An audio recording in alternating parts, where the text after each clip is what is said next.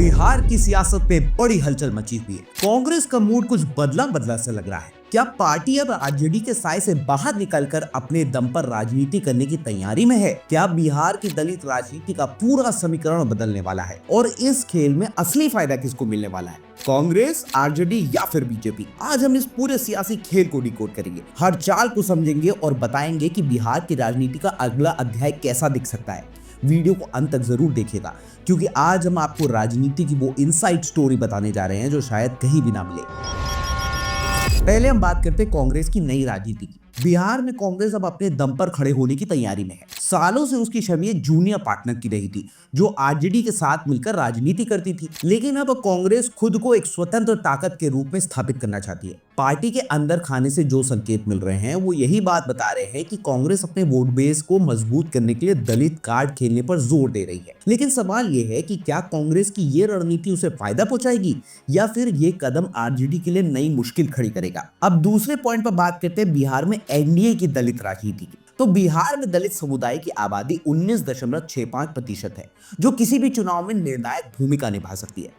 2020 के विधानसभा चुनाव में 38 दलित विधायक चुने गए थे, जिसमें से 22 एनडीए के थे और 16 महागठबंधन के। 2024 के लोकसभा चुनाव में एनडीए ने 40 में से 30 सीटें जीती और इसमें जेडीयू, बीजेपी, एलजेपी, रामविलास और हम का बड़ा योगदान था। चिराग पासवान और जीतन राम मांझी जैसे दिग्गज दलित नेताओं की मौजूदगी ने एनडीए को दलित वोटर्स के बीच में मजबूत भी बना दिया। अच्छा, नीतीश कुमार ने महादलित की जो रणनीति चलाई थी, उसने भी एनडीए को इस वोट बैंक से फायदा ही दिलाया।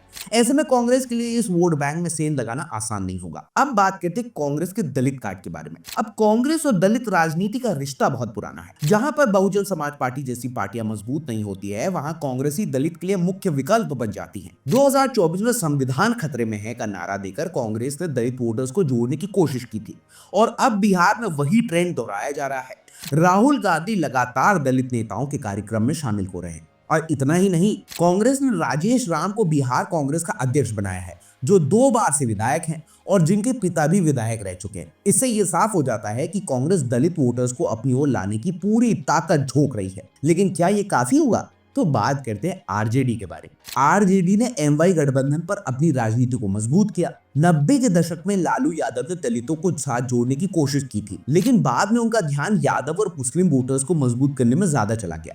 इतिहास गवाह है, जहां पर भी ओबीसी जातियां मजबूत होती हैं, वहां दलित वोटर्स दूसरी पार्टीज की ओर झुक जाते हैं। बिहार में यही हुआ। एनडीए को दलित से ज्यादा समर्थन मिलता गया, जबकि आरजेडी इस वोट बैंक में कमजोर रही। अब कांग्रेस अगर दलित वोटर्स को अपनी तरफ खींचने में सफल होती है तो इसका असर आरजेडी पर भी पड़ेगा। लेकिन सवाल यह है कि कांग्रेस अकेले चलकर कितना आगे जा पाएगी। 5वीं राह पर देखते हैं कांग्रेस की चाल। अब बड़ा सवाल यह है कि अगर कांग्रेस महागठबंधन में बनी रहती है या फिर अलग होती है तो बिहार की राजनीति में इसका क्या असर पड़ेगा। अगर कांग्रेस गठबंधन में बनी रहती है तो पहला, कांग्रेस के दलित वोटर्स का सीधा फायदा आरजेडी को मिलेगा और दूसरा, एनडीए के लिए दलित वोटर्स में सेंध लगाना मुश्किल हो जाएगा।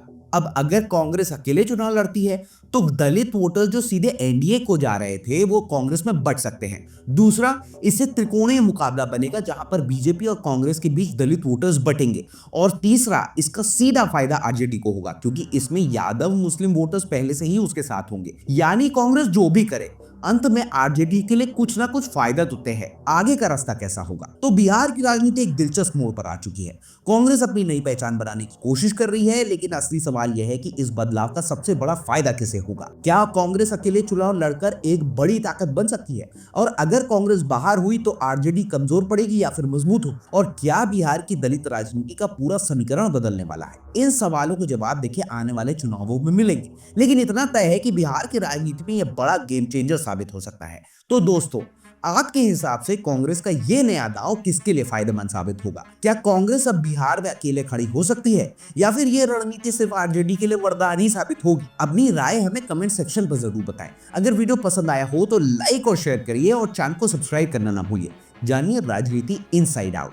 जय हिंद, जय भारत।